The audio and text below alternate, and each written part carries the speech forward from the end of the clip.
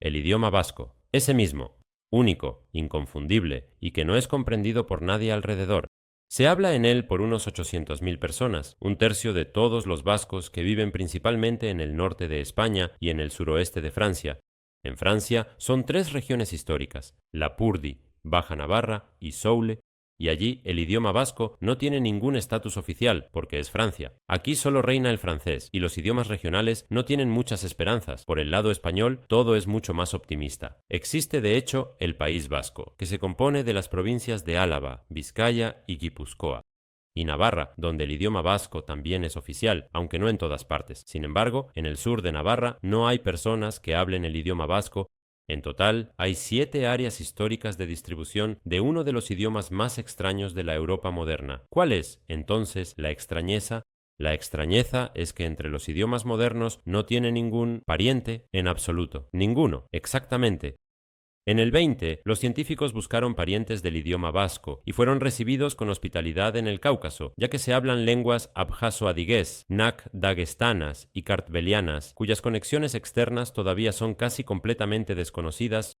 Hacia el final del siglo surgió la hipótesis sobre el parentesco entre el idioma vasco y el armenio, aunque el armenio se considera indoeuropeo. Sin embargo, los defensores de esta hipótesis creen que las características indoeuropeas del armenio son debido a la influencia de los idiomas iraníes vecinos. Además, a menudo recuerdan al historiador y escritor vasco Esteban Dagaribay, quien vivió en el siglo XVI, y ya entonces notó que el topónimo vasco Aralar se parece mucho a la palabra Ararat. Actualmente, ninguna de estas hipótesis es tomada en serio por la comunidad científica, y hay muchas razones para ello. Sí, el idioma vasco y algunos idiomas del Cáucaso tienen similitudes gramaticales, como la presencia de construcciones ergativas. Por ejemplo, hablaremos más sobre qué es esta construcción un poco más tarde. Pero esto tampoco puede ser una prueba de la existencia de un vínculo de parentesco, ya que la gramática con el tiempo puede sufrir cambios significativos. Para asegurarte de esto, simplemente mira el latín y compáralo con lo que ves ahora en algún francés. Por cierto, las mismas construcciones erogativas se encuentran incluso en lenguas indoeuropeas, como el kurmanji, o sea, el kurdo del norte, o el hindustani, cuyas variantes son el hindi y el urdu. Y otro punto, que es especialmente relevante para la hipótesis vasco-armenia y en general, como un secador de zapatos ultrasónico, es útil en el hogar. Por ejemplo, supongamos que has notado que alguna palabra en un idioma es similar a alguna palabra en otro idioma, no solo en sonido, sino también en significado. ¿Y ustedes tienen toda una lista de tales palabras acumuladas? No. ¿Listas? No. Listando. ¿Demuestra esto un crecimiento de 2 idiomas? No. En primer lugar, el cambio de todos los sonidos en un idioma, incluso las vocales, no ocurre de cualquier manera.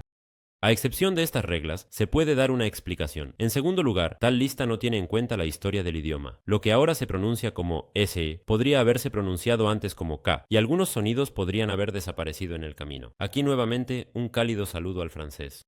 En tercer lugar, no se puede ignorar el préstamo, ya que una palabra vasca que se asemeja a una palabra armenia en sonido y significado, en realidad puede resultar ser un préstamo del latín.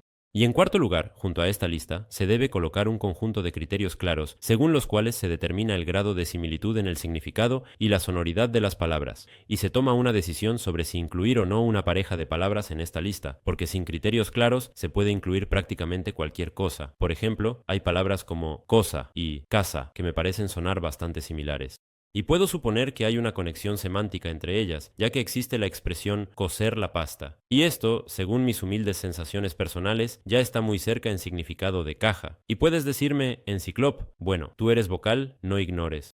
Sí, ahora tenemos democracia, globalización y acoña, pero la palabra cose se escribe con O, lo que significa que antes había un sonido O. Está bien, me rindo. En el idioma ruso estas palabras no son emparentadas, pero en bielorruso.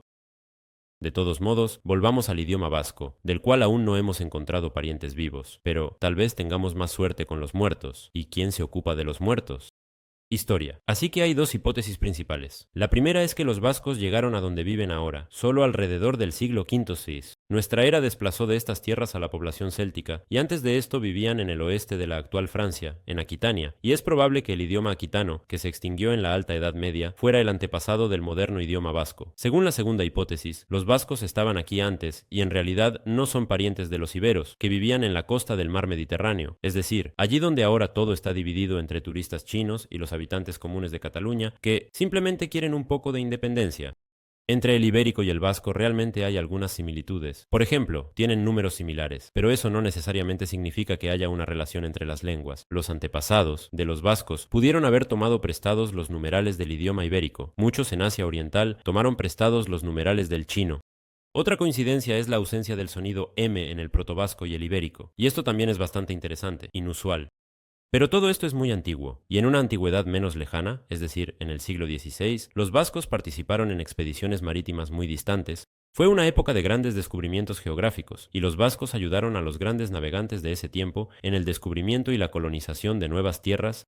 Pero no solo se trataba de eso, los vascos también se dedicaban activamente a la caza de ballenas, y lo hacían no solo en su tierra natal, sino también en diversas partes del Océano Atlántico. En América del Norte entraron en contacto con la población indígena de la isla de Terranova, y gracias a esto surgió un idioma mixto vasco-algonquino. Por cierto, fue precisamente de las lenguas algonquinas de donde llegaron a muchas lenguas.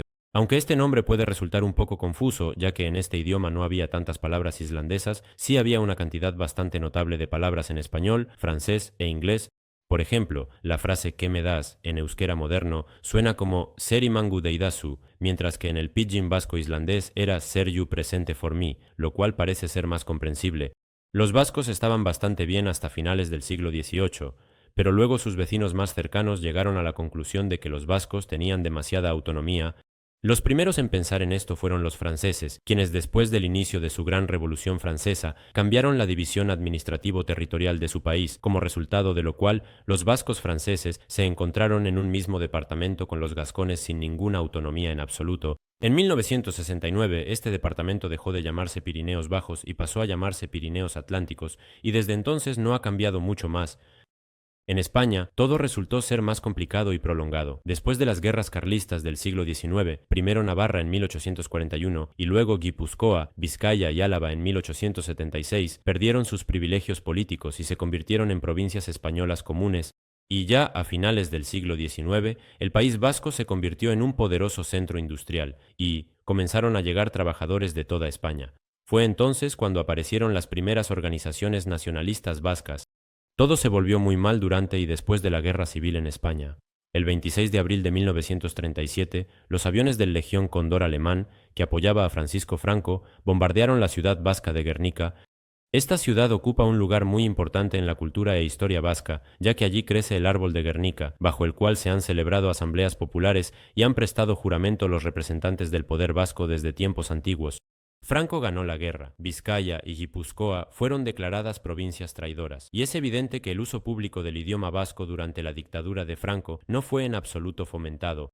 Pero en la segunda mitad del siglo XX, la situación de los vascos mejoró, también en el ámbito lingüístico. Un paso importante fue la creación de un estándar lingüístico en 1968. A los hablantes de diferentes dialectos les resultó mucho más fácil entenderse entre sí. Por cierto, las áreas de distribución de los dialectos correlacionan bien con la división feudal medieval de los territorios vascos, y este hecho a menudo se cita como prueba de la hipótesis de la colonización tardía de estas tierras por los vascos. Después de la dictadura de Franco, los vascos finalmente estuvieron bien. Toda España fue dividida en comunidades autónomas. El nivel de autonomía de los vascos se volvió increíblemente alto, y en términos económicos todo ahora es maravilloso. Pero los movimientos nacionalistas radicales no se dieron cuenta de inmediato de que todo ya estaba bien y que se podía poner fin a los atentados. Naturalmente se trata del movimiento Euskadi Taaz Katasuna, abreviado ETA, que con asesinatos y secuestros no dio tregua a las autoridades y a los habitantes de España durante mucho tiempo. Y aún así, en 2011, Euskadi Taaz Katasuna anunció el cese definitivo del fuego. Ahora en Bilbao todo está tranquilo. Fonética y ortografía. En el pidgin vasco islandés era «Señor, usted me presenta un para mí», lo cual ya parece más comprensible. Los vascos estaban bastante bien hasta finales del siglo XVIII, pero luego sus vecinos más cercanos llegaron a la conclusión de que los vascos tenían demasiada autonomía. Los primeros en pensar en esto fueron los franceses, quienes, tras el inicio de su Gran Revolución Francesa, cambiaron la división administrativo-territorial de su país, como resultado de lo cual los vascos franceses se encontraron en un mismo departamento que los gascones, sin ninguna autonomía en absoluto. En 1969, este departamento dejó de llamarse Pirineos Bajos y pasó a llamarse Pirineos Atlánticos, y desde entonces no ha cambiado mucho. En España, todo resultó ser más complicado y prolongado. Después de las guerras reales del siglo XIX, primero Navarra en 1841 y luego Guipúzcoa, Vizcaya y Álava en 1876, perdieron sus privilegios políticos y se convirtieron en provincias españolas ordinarias, y ya a finales del siglo XIX, el País Vasco se convirtió en un poderoso centro industrial. Allí comenzaron a llegar trabajadores de toda España. Fue entonces cuando aparecieron las primeras organizaciones nacionalistas vascas. Todo se volvió muy mal durante y después de la Guerra Civil en España. El 26 de abril de 1937, aviones del Legión Alemana Cóndor, que apoyaba a Franco, bombardearon la ciudad vasca de Guernica. Esta ciudad ocupa un lugar muy importante en la cultura e historia vasca, ya que allí crece el árbol de Guernica, bajo el cual se han celebrado asambleas populares y se ha jurado lealtad a los representantes del poder vasco desde tiempos antiguos. Franco ganó la guerra, Vizcaya y Guipúzcoa fueron declaradas provincias traidoras, y es evidente que el uso público del idioma vasco durante la dictadura de Franco no fue en absoluto fomentado.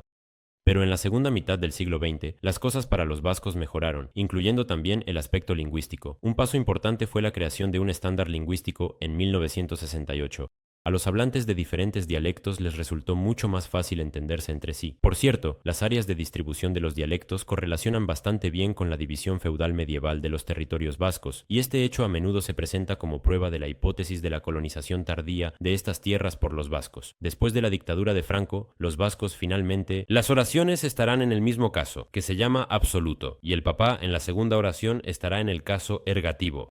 Es decir, el caso ergativo se utiliza solo con verbos transitivos y únicamente para designar al sujeto de la acción. Y ya es hora de mirar los verbos, porque la mayoría de ellos se ve bastante extraña, como si tuvieran dos partes. Una está en posición de firme, como un soldado de la Guardia de Honor, mientras que la otra se mueve en todas direcciones.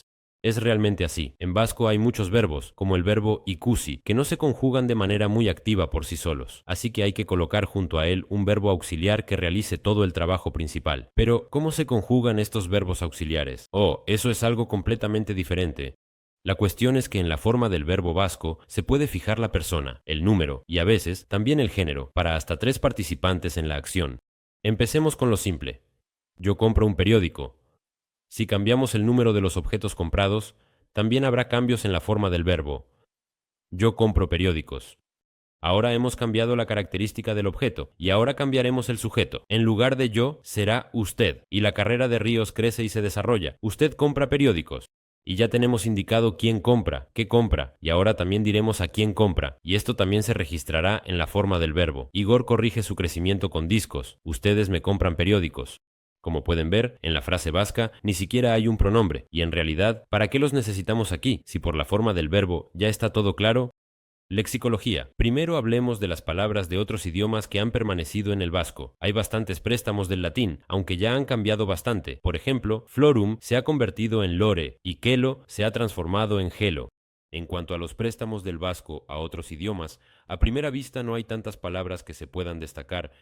Incluso en español hay bastante pocas palabras de origen vasco, salvo la que destaca, que es la palabra izquierdo, que se traduce como izquierdo. Sin embargo, las cosas, apellidos vascos, están en manos de personas en los rincones más diversos de nuestro planeta. Algunos tienen a Risa Balaga en la espalda, otros tienen Balaga en la bolsa. Así que el idioma vasco en realidad está mucho más cerca de lo que parece. Aprende vasco.